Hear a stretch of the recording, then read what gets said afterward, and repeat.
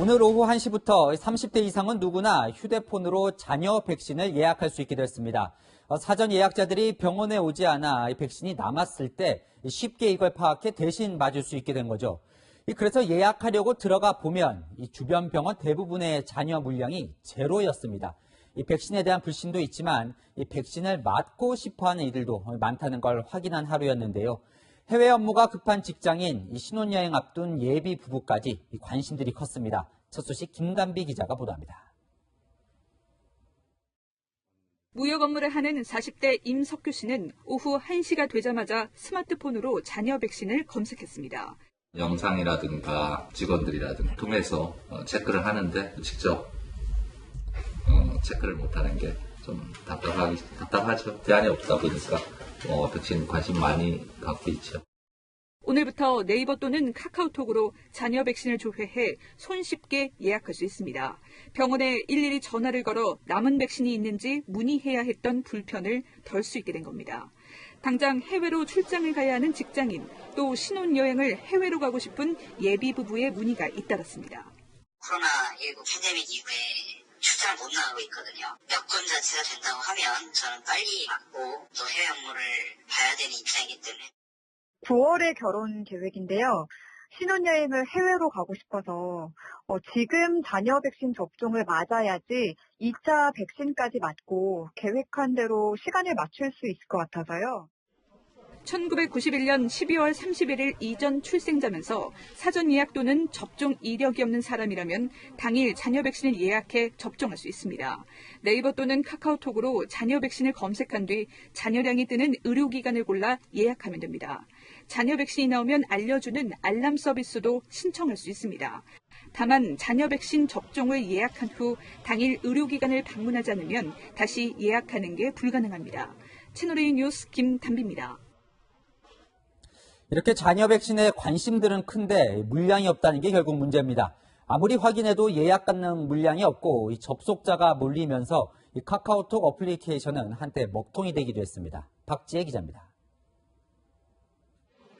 지도 위에 자녀 백신, 일명 노쇼 백신의 수량을 보여주는 어플리케이션. 그런데 모든 수량이 다 0으로 표시돼 있습니다. 한참을 둘러봐도 이용 가능한 백신이 없다는 창만 뜹니다. 온라인에는 백신을 맞으려고 했다가 허탈하다는 경험담이 속속 올라왔습니다.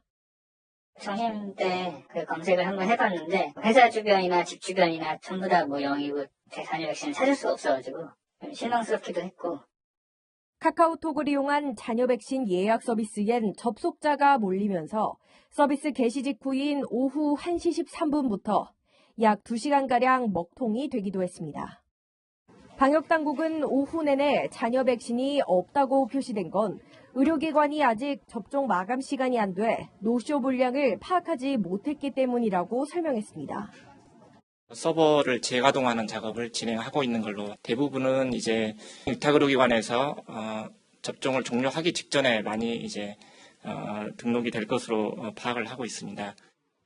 간편하게 노쇼 예약을 할 수 있게 되더라도 다음 달 7일부터 접종이 시작되는 60에서 64살 성인은 예약이 불가능해 혼선의 여지를 남겼다는 지적도 있습니다. 채널A 뉴스 박지혜입니다.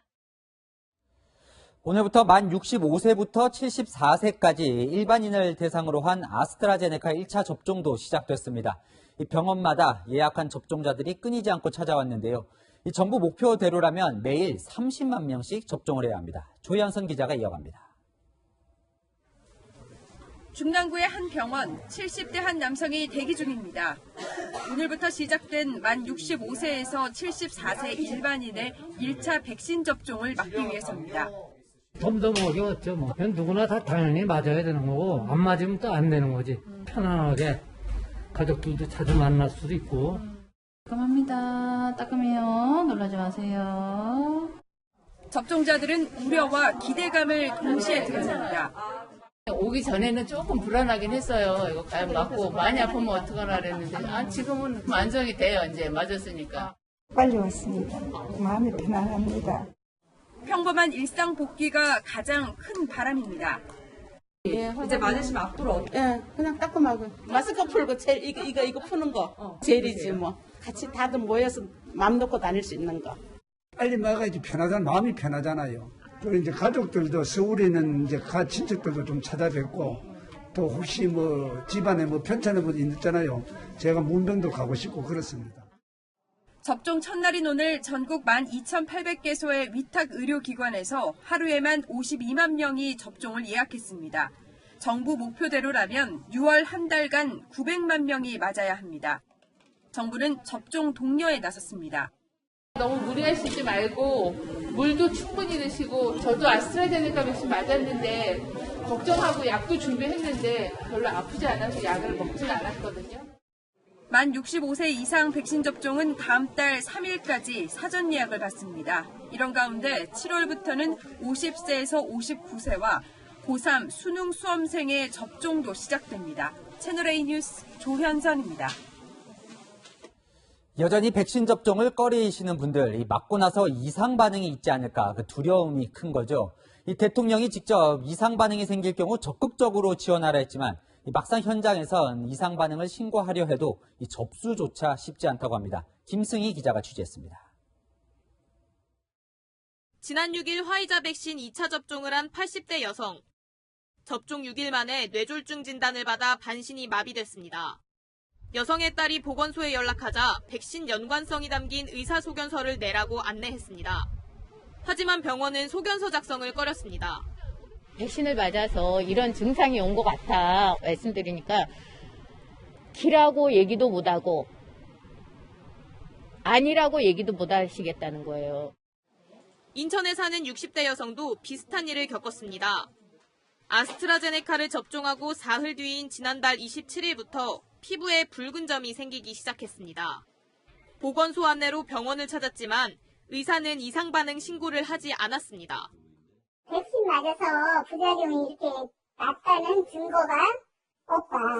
제 몸에서 지금 보는 게 증거다 그랬더니 자기들은 그걸 인정할 수 없다고 그래요. 접종 후 이상 반응이 생기면 환자나 보호자가 보건소 또는 인터넷에 접수한 뒤 병원을 통해 신고하거나 환자를 진료한 의사가 곧바로 신고하는 두 가지 방법이 있습니다. 이후 지방자치단체의 기초조사를 거쳐 예방접종 피해조사반에서 인과성을 최종 판단합니다. 그런데 중간에서 의사가 연관성을 판단하기 힘들다며 신고조차 거부하는 사례가 생기고 있는 겁니다. 이렇게 되면 백신과의 인과성 판단은커녕 기초조사의 기회조차 가질 수 없게 됩니다. 보상을 신청하는 과정에서 발생할 수 있는 많은 문제점도 이 국민의 입장에서 들여다보고 어떤 소견서가 필요한 부분도 필요하면 의료기관의 질병청이 직접 확인해서 더 해결해주는. 백신 접종률을 높이려면 이상 반응에 대한 보건당국의 대처도 좀 더 유연해져야 한다는 지적이 나옵니다. 채널A 뉴스 김승희입니다.